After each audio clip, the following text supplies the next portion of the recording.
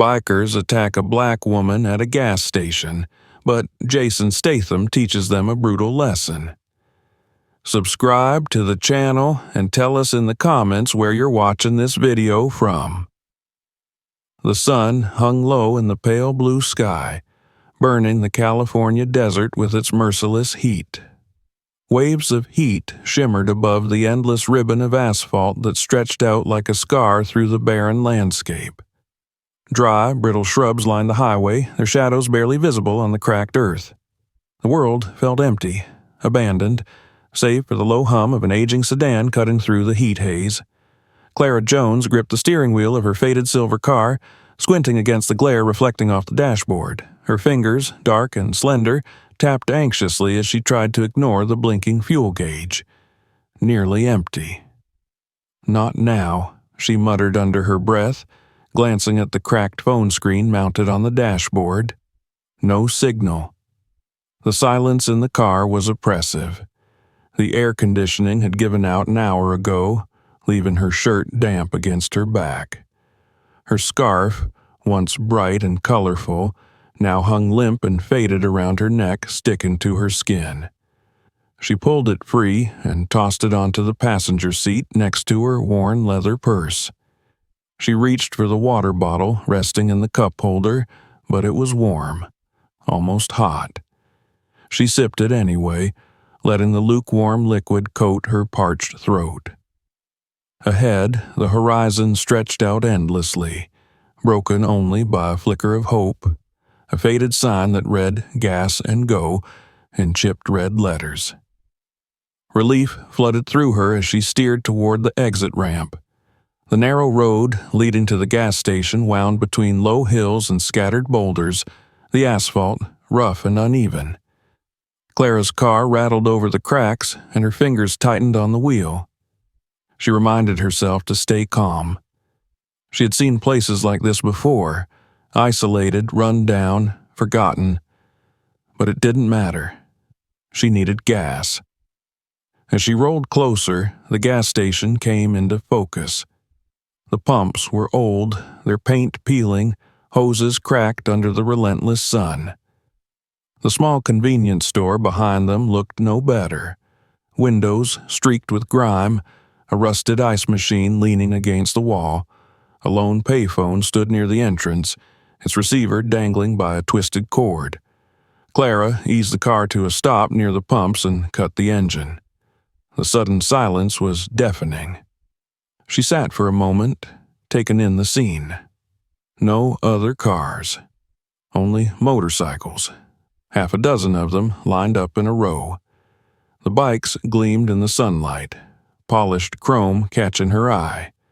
Sleek and menacing, they were adorned with skull decals and faded flags. But it wasn't the bikes themselves that made her stomach tighten. It was the men lounging nearby.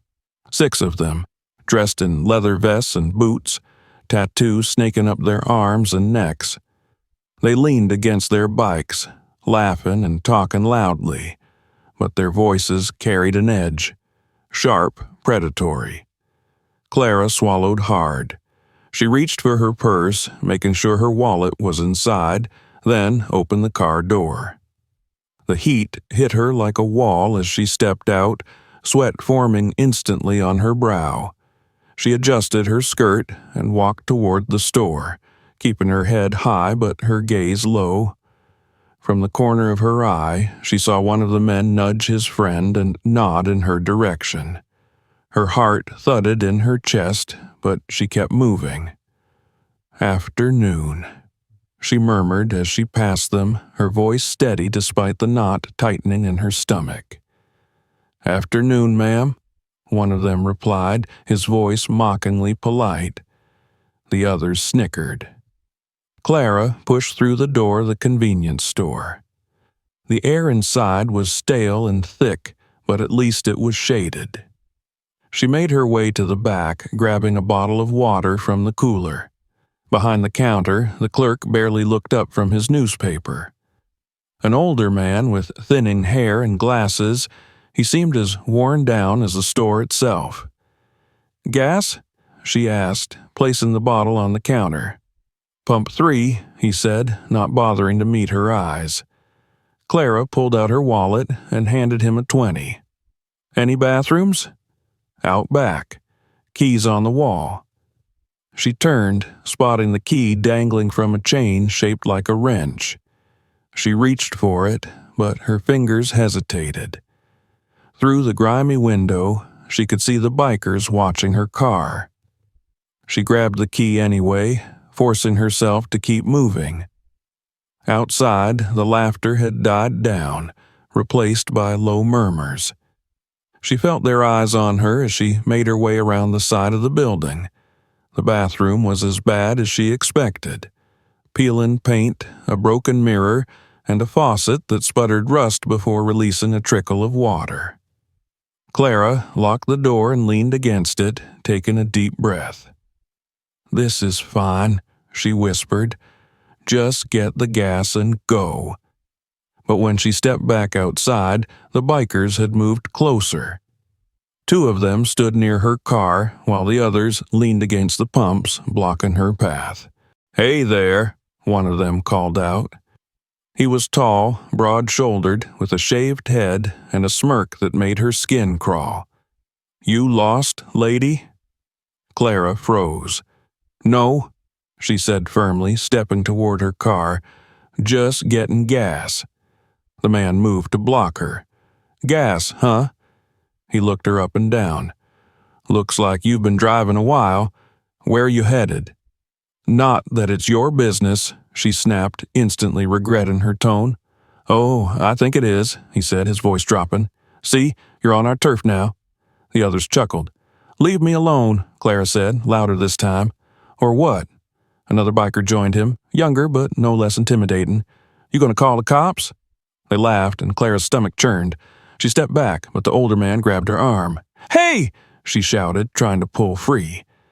The laughter stopped abruptly. Clara turned, and for the first time saw a black sports car roll into the lot. The low rumble of its engine cut through the tension like a blade. The driver's door opened, and out stepped a man in a tailored suit and sunglasses. He took a moment to assess the scene before pulling off his glasses and locking eyes with the biker holding Clara's arm. "Let her go," he said. His voice was calm but carried a weight that made even the biggest of the bikers hesitate. The man holding Clara smirked but released her. She stumbled back, clutching her purse. "Who the hell are you supposed to be?" one of the bikers sneered. The stranger didn't answer. He simply stepped closer, and for the first time, Clara saw the tension ripple through the group. She didn't know who he was, but she knew one thing. This man was dangerous. And right now, he was her only hope. The sudden arrival of the stranger had shifted the energy in the dusty parking lot, but Clara's relief was fleeting. The bikers still surrounded her, their postures stiffening in response to the man's intrusion. Though he stood with an almost casual air, his sharp eyes scanned the group with a focus that hinted at danger beneath the surface. Clara took a step back, her heart pounding as she clutched her purse. The biker who had grabbed her arm, broad-shouldered, shaved head, and mean eyes, rolled his neck as if preparing for a fight. "You deaf, buddy?" he sneered, stepping toward the man. "I asked who the hell you think you are." The stranger didn't flinch. He took off his sunglasses, folding them carefully and slipping them into the inside pocket of his jacket. "I said," the man repeated, his voice low but steady, "let her go." "She's already loose," another biker muttered with a smirk. "But maybe she likes it rough." The group laughed and Clara's stomach turned. The heat of the day suddenly felt heavier, pressing down on her shoulders as though the desert itself was conspiring against her escape. "Easy," the stranger said, stepping closer. "You're making a mistake." The leader of the bikers, Clara noticed the name Rex stitched on his vest, grinned and spat on the ground. "Oh yeah? And who's gonna stop us? You?" The stranger's gaze flicked briefly to Clara, then back to Rex. "If I have to," he said. The bikers exploded into laughter. "Looks like we've got ourselves a hero," Rex said, his voice thick with mockery. He gestured to his crew, who started to spread out, forming a loose circle around the stranger. "You sure you want to do this?" The stranger didn't respond. Instead, he took a step toward Clara, placing himself between her and the bikers. "Get in the car," he told her softly. Clara hesitated, glancing between him and the bikers. Her instincts screamed at her to move, to run, but her legs refused to cooperate. "I said—" Before he could finish, Rex lunged. It happened so fast that Clara barely registered the movement.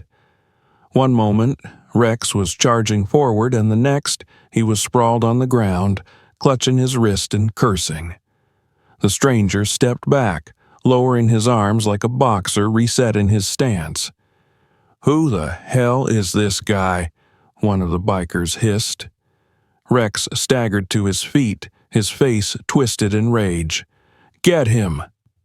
The group advanced, and Clara's breath caught in her throat. She knew she should move, get in the car like he told her, but she was frozen. All she could do was watch. The stranger didn't back down. He met the first attacker with a swift elbow to the jaw, sending the man reeling.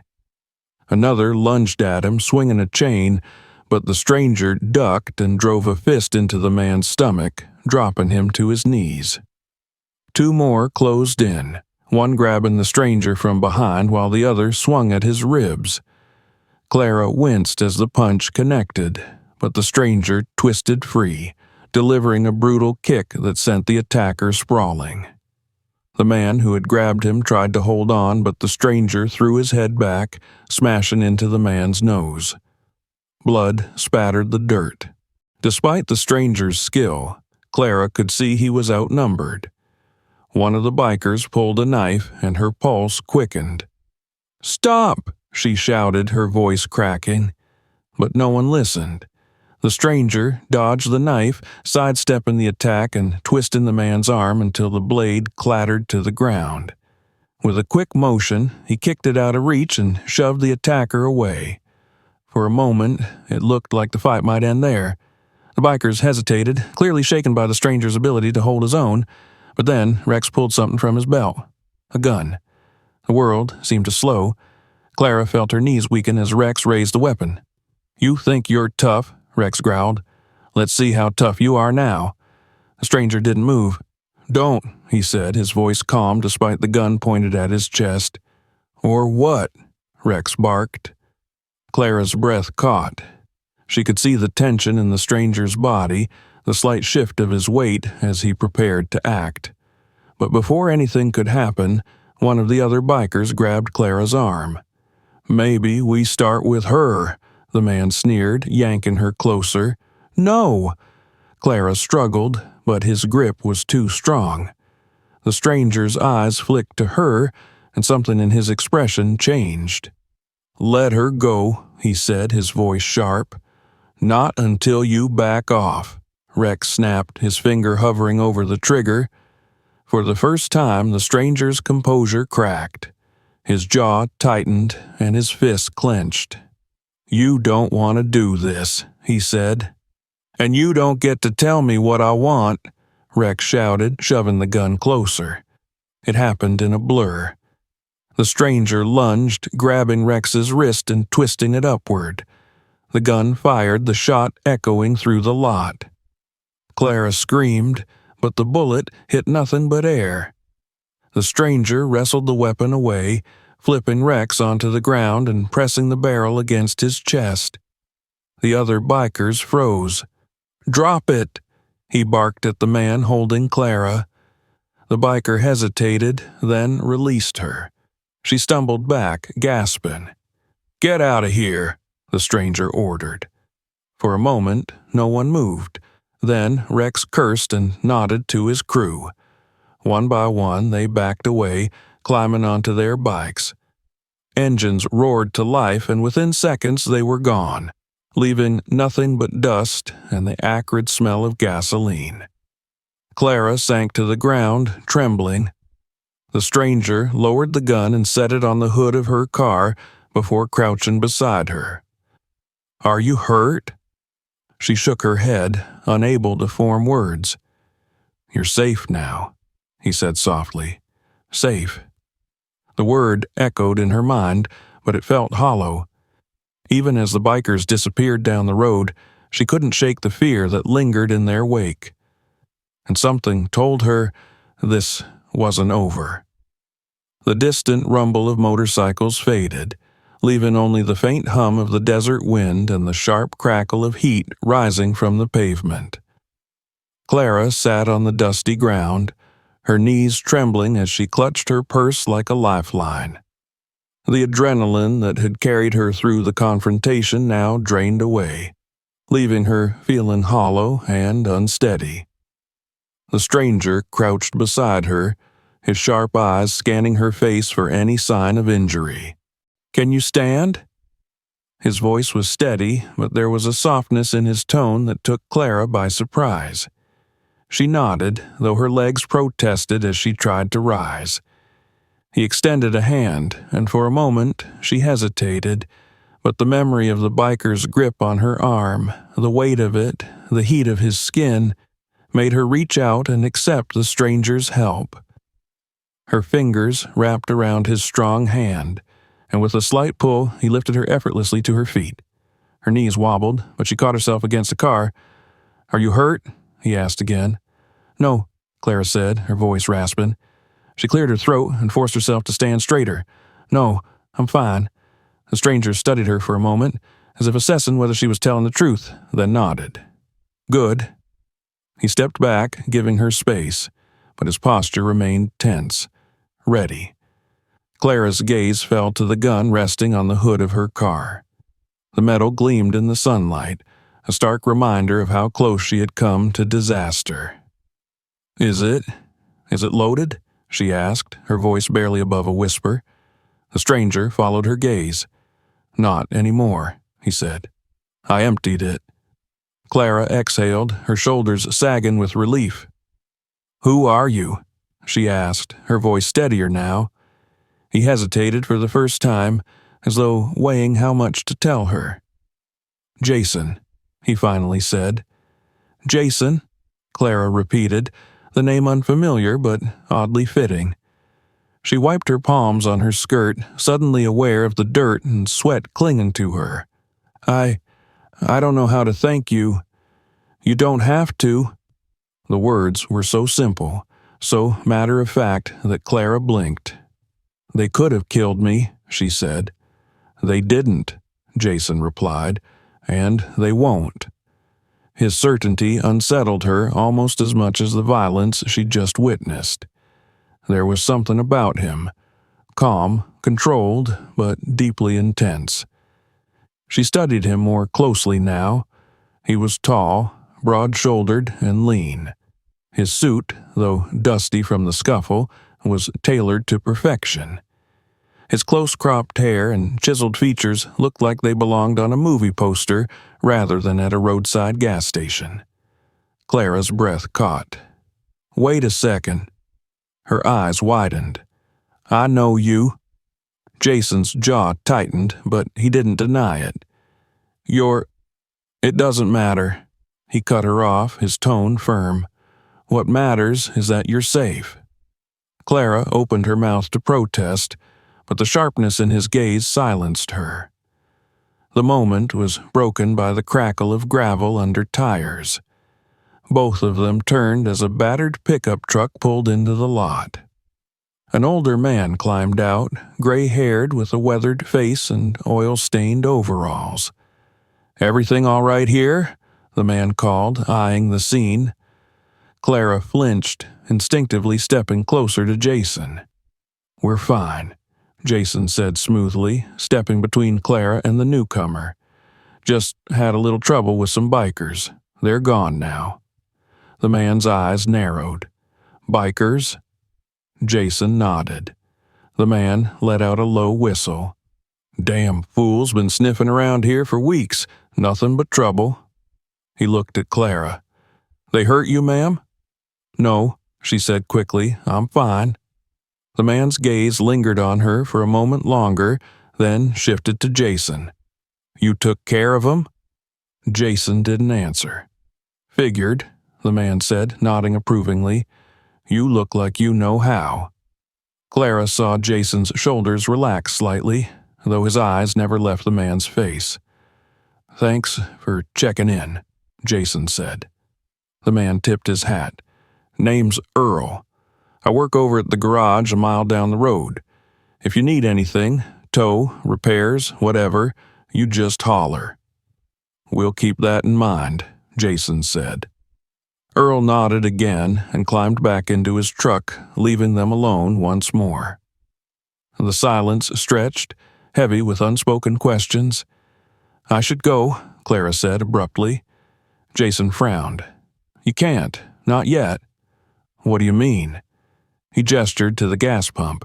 Your car's empty, and those guys... He paused, glancing toward the road.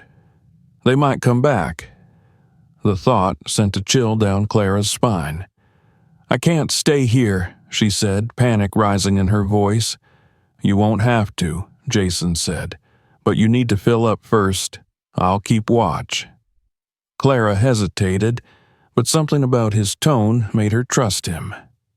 She grabbed the pump and began to fill her tank, her hands trembling slightly. Jason stood near the car, his gaze scanning the horizon. Do you think they'll really come back? She asked. Jason didn't answer right away. I don't know, he admitted, but I don't like leaving things unfinished. His words unsettled her. When the tank was full, Jason returned to the driver's side and handed her the keys. Drive straight to the next town, he said. Find a police station, report what happened. What about you? I'll stick around. Make sure they don't follow.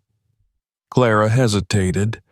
Part of her wanted to insist that he come with her, that he not put himself in danger again. But she could see in his eyes that it wasn't up for debate. Thank you, she said quietly. Jason nodded, stepping back as she climbed into the car. As she pulled away, Clara watched him in the rearview mirror, standing tall against the backdrop of the desolate station. And for the first time in what felt like hours, she let herself breathe. But even as the gas station faded from view, the fear lingered, because deep down, Clara knew this wasn't the end. Clara's car rumbled along the cracked road, the hum of the tires mixing with the low thrum of her still-pounding heart. She gripped the steering wheel so tightly her knuckles ached, but she couldn't relax. Not yet. The gas station was already far behind her, shrinking into the endless horizon of dusty hills and sun-bleached asphalt. But Jason's figure, calm, unyielding, lingered in her mind.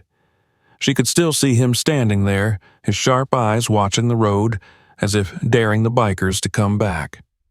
Her thoughts spun. Who was he really? And why had he risked so much to help her? The road dipped and curved, and Clara forced herself to focus. She needed to make it to the next town, needed to find the police station, needed to breathe. But no matter how far she drove, the echoes of the confrontation wouldn't fade. She could still hear their voices, the sharp laughter, the cruel words. You lost, lady? Maybe she likes it rough. Clara's hands shook, and she pulled over to the side of the road, letting the engine idle as she pressed her forehead against the steering wheel. Get it together, she whispered, but the words felt hollow. For years, Clara had told herself she was strong. She had faced racism and prejudice before, in school board meetings and courtroom battles. She had marched, protested, and spoken out against injustice. She had fought for her students, for their right to be treated as equals, and she had paid the price. Hate mail, threats, slashed tires. But this was different. This wasn't a battle of words or policies. It was physical, raw, immediate, and for the first time, Clara had felt truly powerless. Her mind flashed back to the moment when the biker grabbed her arm, his grip bruising, his breath hot against her skin. And then Jason had appeared. He had moved like he knew exactly what he was doing, calm, controlled, deliberate. She hadn't just seen him fight. She had seen him measure every step, every strike, like a man trained to handle danger. And he had done it for her. Clara sat back and exhaled, the knot in her chest loosening just a fraction. She reached for her phone, but the cracked screen blinked back a single message. No service. She cursed under her breath. She needed to keep moving. With a shaky breath, Clara shifted the car back into drive and continued down the road. The next town was only 15 miles away. She repeated it to herself like a mantra. 15 miles. 15 minutes. Then she'd find help. But as the road stretched on, the uneasy feeling in her gut refused to fade. The sign appeared suddenly, faded and tilting, half hidden by overgrown weeds. Sierra Junction. 12 miles relief washed over her, but it was short-lived. In her rearview mirror, a flicker of movement caught her eye. 2 dots, then 3, motorcycles. Her pulse spiked. She pressed the gas pedal, the car groaning as it picked up speed. "No," she muttered. "No, no, no." They were gaining. She didn't need to check again to know who it was. Rex and his crew. Clara's knuckles went white on the steering wheel. Her mind raced. She couldn't outrun them. Not in this car. But maybe. Up ahead, a dirt road veered off the highway, winding through the hills. Clara swerved onto it, dust kicking up behind her. The car jolted and rattled, but she didn't slow down. The bikers followed. The road narrowed, hemmed in by rocks and dry brush. Clara's tires skidded over loose gravel, and she fought to keep control. She glanced in the mirror again. They were closer. Rex was in the lead, his broad frame hunched over the handlebars. His eyes locked on hers through the mirror. She hit the gas, but the car lurched. Too hard, too fast. The engine sputtered. "No, no!" she cried, slamming her palm against the dashboard. The car stalled. The sound of engines grew louder. Clara fumbled with the keys, her fingers trembling. The engine coughed, but wouldn't catch. A shadow fell across the windshield. Rex. He stepped off his bike, the others spreading out behind him like vultures. "Thought you could run," he sneered. Clara locked the doors and scrambled for her phone, but there was still no signal. Rex rapped his knuckles against the glass. "Come on, lady, let's talk." The others laughed, their voices echoing through the canyon. Clara's breath came fast and shallow. Then, another sound, a low growl. Jason's car. It roared around the bend, dust billowing behind it. The bikers turned, startled. Jason didn't slow down. He skidded to a stop between Clara's car and the bikers, stepping out before the dust had even settled. Rex's smirk faded. "Back again?" he said. Jason didn't answer. He walked toward Rex, slow and deliberate. "You followed her?" Jason said, his voice deadly calm. Rex shrugged. "We weren't done talking." Jason's eyes narrowed. "You're done now." Rex's face darkened. "You don't give the orders here." Jason took another step closer. "I do, today." Rex lunged. The fight was brutal. Rex was bigger, but Jason was faster. He dodged the first swing, driving his elbow into Rex's ribs. The other bikers closed in, but Jason moved like a storm. Quick, precise, relentless. Clara could only watch, her heart in her throat. One biker swung a chain, but Jason caught it, yanking him off balance before slamming him to the ground. Another grabbed a tire iron, but Jason ducked, twisting the weapon out of his grip and sending him sprawling. Rex staggered back, blood on his lip. "This isn't over," he snarled. Jason took a step toward him. "Yes, it is." Rex hesitated, then turned and motioned for his crew. One by one, they climbed onto their bikes and rode off. Jason waited until the sound of engines faded before turning to Clara. "Are you okay?" She nodded, her voice caught in her throat. Jason stepped closer. "We need to get you out of here," he said. Clara swallowed hard. "What about them?" Jason's jaw tightened. "They won't be back." But Clara wasn't so sure. And as they drove toward the safety of the town, she couldn't shake the feeling that the fight wasn't finished. The hum of the car engine filled the silence as Clara sat in the passenger seat, staring out at the road ahead. The dusty desert landscape blurred past, but her mind lingered on the images burned into her memory.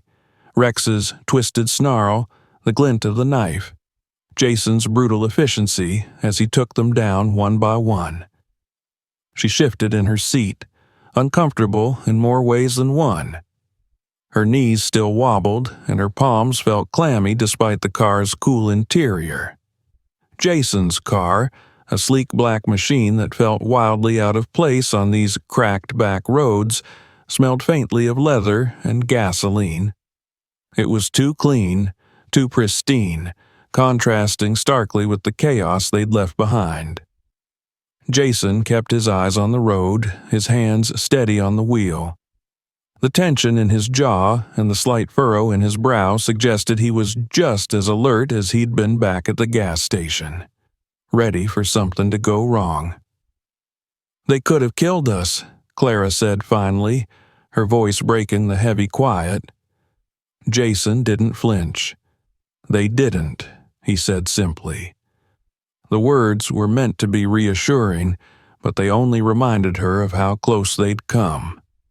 She turned to him, studying his profile, the sharp angles of his face, the controlled calm that never seemed to crack. "Who are you?" she asked softly. He didn't answer right away. Instead, he pressed harder on the accelerator, the car surging forward as if trying to outrun the question. "Jason," he said at last, but the name felt incomplete. "And the rest of it?" His jaw tightened, and for a moment Clara thought he might ignore her. But then he exhaled, his grip on the steering wheel loosening slightly. "I used to do security work, overseas, high-risk situations." Clara's eyes widened. "Military?" He nodded once. "Special forces." It made sense, everything about him, the precision, the calm under pressure, the way he moved, spoke of training and discipline. But it also raised more questions. What about now? Jason glanced at her before returning his focus to the road. "Now, I mostly try to stay out of trouble." Clara let the answer hang in the air, unsure whether to press further. She wanted to know more, needed to, but there was something in his tone that warned her against pushing too hard. Instead, she turned back to the window, watching as the first signs of civilization began to appear. A few scattered houses, a dusty general store, and, finally, a faded sign that read, "Welcome to Sierra Junction." Relief washed over her. "We made it," she said, almost to herself. Jason slowed as they entered the town, his eyes sweeping over the streets with the same sharp focus he'd shown back at the gas station. Sierra Junction was small, smaller than Clara expected. A main street, lined with a few businesses, a gas station that looked marginally better than the one they'd left, and a diner with a neon sign flickering in the window. Jason pulled into the parking lot of the diner and shut off the engine. "This is as far as I go," he said. Clara turned to him, her heart sinking. "You're leaving?" He nodded. "You're safe here. There's a sheriff's office a few blocks down. Go there, File a report. They'll handle the rest." Clara opened her mouth to protest, but Jason's expression stopped her. "I need to make sure they don't follow," he said, as if anticipating her objection. "You don't have to do this," she said quietly. Jason's gaze softened. "Yes, I do." For a moment, neither of them moved. Then Jason reached into the glove compartment and pulled out a phone. He handed it to her. "Take this, in case you need to reach me." Clara hesitated before taking it.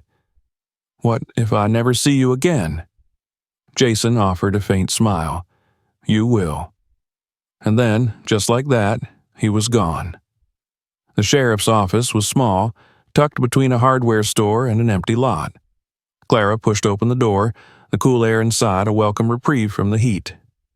A deputy behind the counter looked up, his expression shifting from boredom to concern as he took in her appearance. Dust-streaked clothes, frazzled hair, and the faint bruise forming on her arm. "Can I help you, ma'am?" "I need to report an assault," Clara said. The words felt heavy, but saying them aloud grounded her. The deputy grabbed a notepad and gestured toward a chair. "Start from the beginning." An hour later, Clara sat in the same chair, her voice hoarse from recounting every detail, the bikers, the threats, the fight, and Jason's intervention. The deputy took diligent notes, occasionally glancing up to ask clarifying questions. When she finished, he set down his pen. "This is serious," he said. "You said they had weapons?" Clara nodded. "And this Jason? He took them down by himself?" "Yes," she said firmly. The deputy shook his head. "I'll put out a notice for the gang, but it sounds like they've been operating in these parts for a while. If your friend hadn't been there—" He let the words trail off, but Clara didn't need him to finish. "Do you think they'll come after me?" The deputy hesitated. "I'll have a patrol car swing by the motel tonight, just to be safe." Clara nodded, but the unease in her chest didn't fade. The motel was small and worn down, but the lock on the door worked, and that was enough. Clara sat on the edge of the bed, Jason's phone resting in her palm. She turned it over and over, debating whether to call him. But what would she even say? "Thank you? I'm scared?" Instead, she set the phone aside and lay back, staring at the ceiling. Sleep didn't come easily. Every creak of the building, every distant sound outside sent her pulse racing. She thought about the bikers, their faces, their anger, and wondered if Jason was right. Was it really over? The next morning, Clara woke to the sound of a knock on the door. Her heart leapt, but when she opened it, it was the deputy from the night before. "We caught 2 of them," he said, "Rex and one of his buddies. They're in custody now." Relief swept through her. "But there are still others," he added, and the relief faded as quickly as it came. "Do you think they'll come back?" she asked. The deputy hesitated. "We'll keep watch," he promised. But Clara wasn't sure that would be enough. Clara stood outside the small-town sheriff's office, the morning sun casting long shadows across the dusty street. The air smelled faintly of gasoline and dry earth, but to her it might as well have been laced with fear. She clutched her purse against her side, her knuckles white as she tried to process the deputy's words. 2 of them were in custody. Rex, the ringleader, and one of his men had been caught, but the others were still out there. Somewhere. Watching? Waiting? She didn't know, and that uncertainty left her feeling exposed, vulnerable, and exhausted. The deputy's words echoed in her head. "We'll keep watch." It wasn't enough. She knew that. As much as she wanted to believe the worst was over, a part of her, a part rooted in years of experience, knew better. She had spent too many nights looking over her shoulder, Too many mornings reading hateful emails to think that men like Rex gave up so easily. But there was something else, too. Something she hadn't admitted to anyone, not even herself. Jason. She hadn't seen him since he'd left her at the diner, and even though she had his phone, she hadn't called. She told herself she didn't want to seem weak, that she didn't want to burden him after everything he'd already done. But the truth? She was afraid. Afraid of what would happen if she heard his voice. Afraid of what it might mean to depend on someone like him, someone who could step into chaos and bend it to his will. And yet, when her phone vibrated in her purse, her heart leapt. Clara pulled it out with shaken fingers. It wasn't Jason. It was an unknown number. Her stomach sank. "Hello?" The voice on the other end was low and measured. "Miss Jones?" "Yes." "This is Deputy Morales. I just wanted to give you an update." Clara swallowed. "Go on." "The two men we arrested, Rex and the one called Ty, aren't talking. At least, not about the others." Clara closed her eyes. She should have expected that. "But we ran Rex's prints and found some outstanding warrants. It's enough to keep him locked up for now."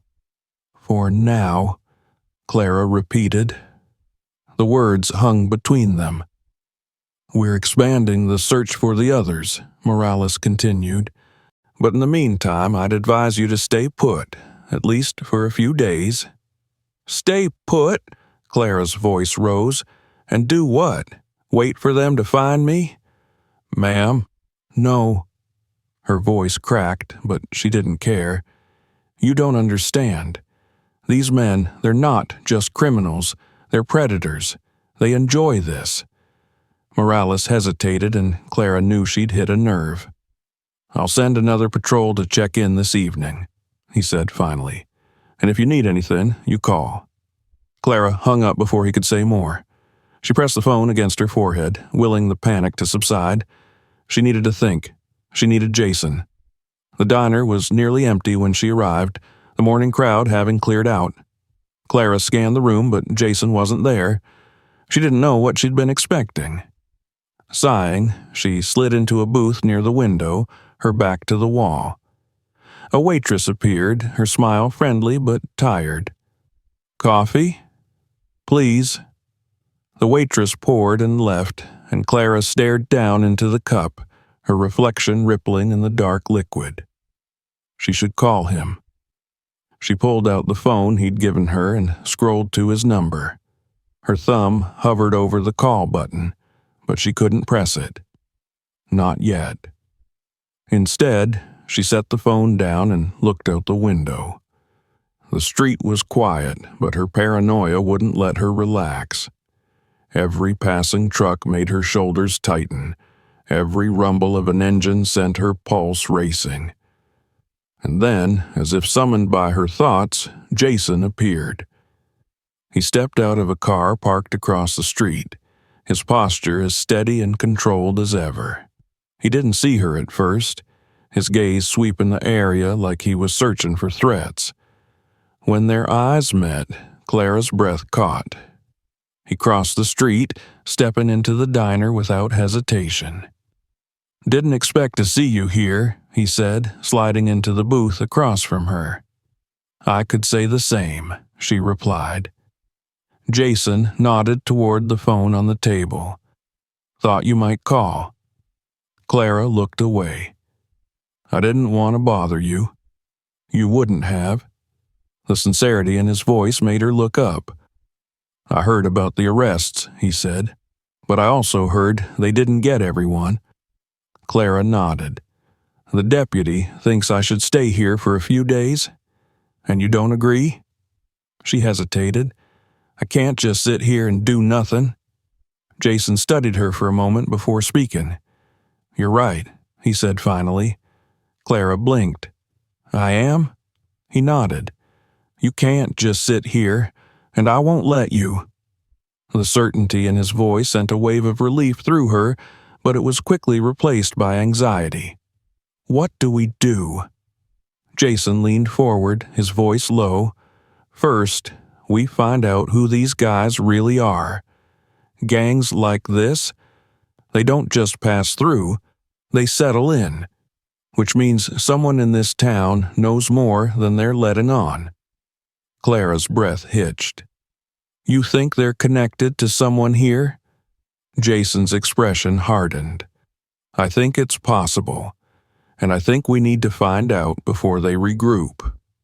Clara swallowed. "And then?" Jason didn't answer right away.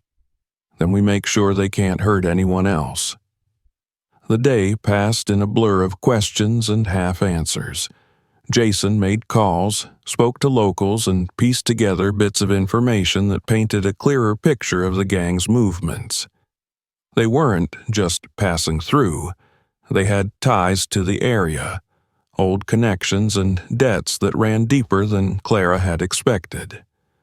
By nightfall, it was clear the fight wasn't over. But as Clara sat in her motel room, staring at the phone in her hands, she felt something else, a flicker of hope. She wasn't alone. Not this time. Jason's phone buzzed just after midnight.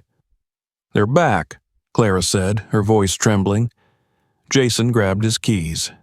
"Stay inside," he said. "I'm on my way." The night felt heavier than usual. The faint hum of a distant highway and the chirping of crickets created an eerie rhythm that only made Clara's nerves worse. She paced the small motel room, phone in hand, her fingers trembling slightly as she replayed the events of the day. Jason's voice still echoed in her ears. "Stay inside. I'm on my way." But what if he didn't make it in time? She had locked the door and drawn the blinds, but it didn't feel like enough. The cheap wooden frame and flimsy lock seemed laughable against the memory of Rex's cruel grin and the sharp, metallic glint of a knife. Her reflection in the cracked mirror across the room revealed the strain she was under, her eyes wide and shadowed, her lips pressed into a tight line. The clock on the nightstand read 12:23 a.m. She pressed her palms flat against the chipped surface of the dresser, forcing herself to breathe. Jason had said he'd be here, and he hadn't let her down yet. But that lingering question wouldn't leave her. What if they came back first? A noise outside made her heart jump. Engines. Low, guttural rumbles, like growling predators circling their prey. Clara froze, her pulse hammering in her ears as she crossed the room and pressed herself against the wall beside the window. Carefully, she pulled the edge of the curtain aside and peered out. 3 motorcycles idled at the far end of the parking lot. Their riders sat still, helmets on, but Clara could feel their eyes on the building. Her breath caught. They'd found her. The phone nearly slipped from her fingers as she redialed Jason's number. He picked up immediately. "They're here," she whispered. "Stay put. I'm close." "How close?" 2 minutes. 2 minutes. Clara's eyes flicked back to the bikes. One of the riders dismounted, his silhouette unmistakable even in the dim light. Not Rex, but one of his men. Ty, the one with the chain and the scar across his cheek. He started toward the building. Clara stepped back from the window, her mind racing. 2 minutes felt like forever. The doorknob rattled. "Come on out, lady," a voice called from outside. Her throat tightened. "You made things real difficult for us," he continued, "and we don't like it when people make things difficult." The door rattled again, harder this time. Clara backed away, her mind screaming at her to do something. Anything. The nightstand drawer. She yanked it open and grabbed the only thing inside, a heavy, rusted flashlight. It wasn't much, but it felt better than being empty-handed. The door shuddered as the man kicked it. "Don't make this worse." Clara gripped the flashlight tighter, forcing her trembling hands to steady. Then came the sound she'd been waiting for. Tires screeching to a stop.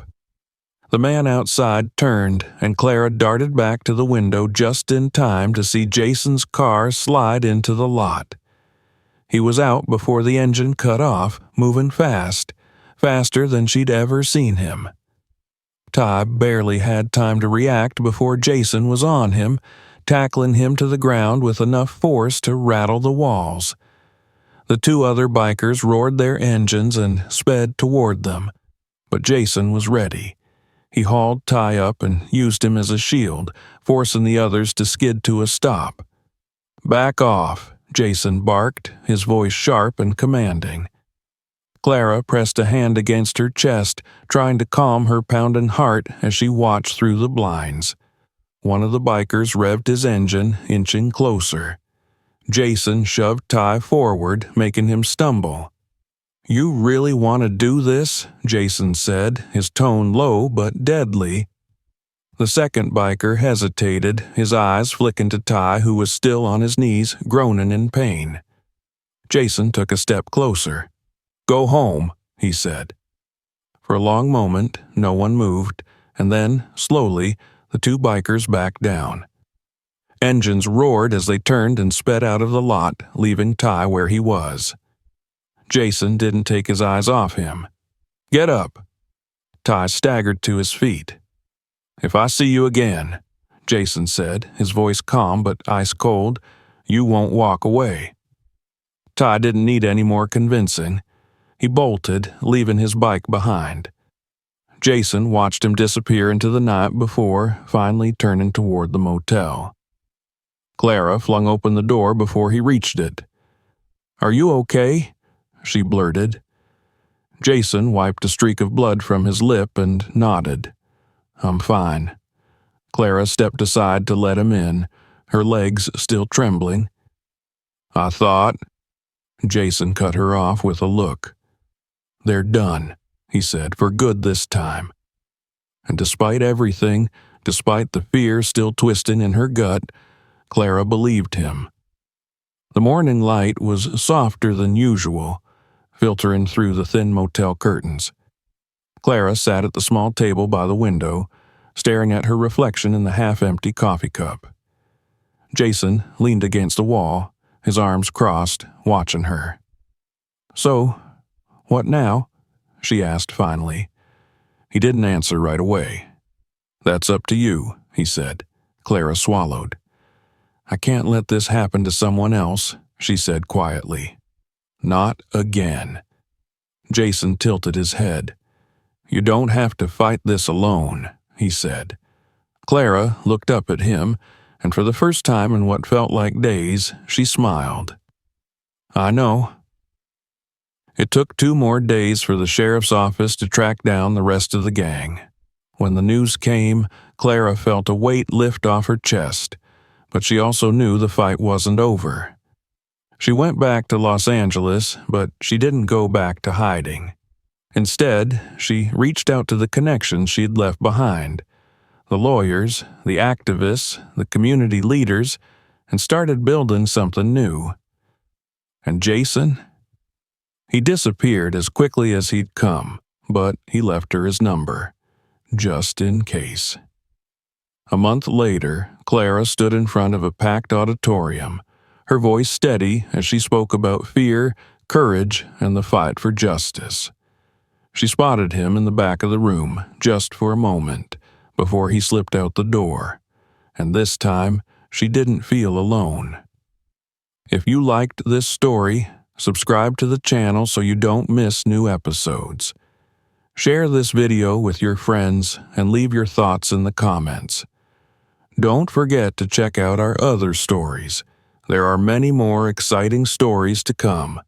Thank you for watching. If you enjoyed this story, make sure to subscribe to the channel and turn on notifications so you never miss our next video. We'd love to hear your thoughts in the comments. Where are you watching from? Don't forget to share this video with your friends and family, and check out our other stories for more powerful and thought-provoking content.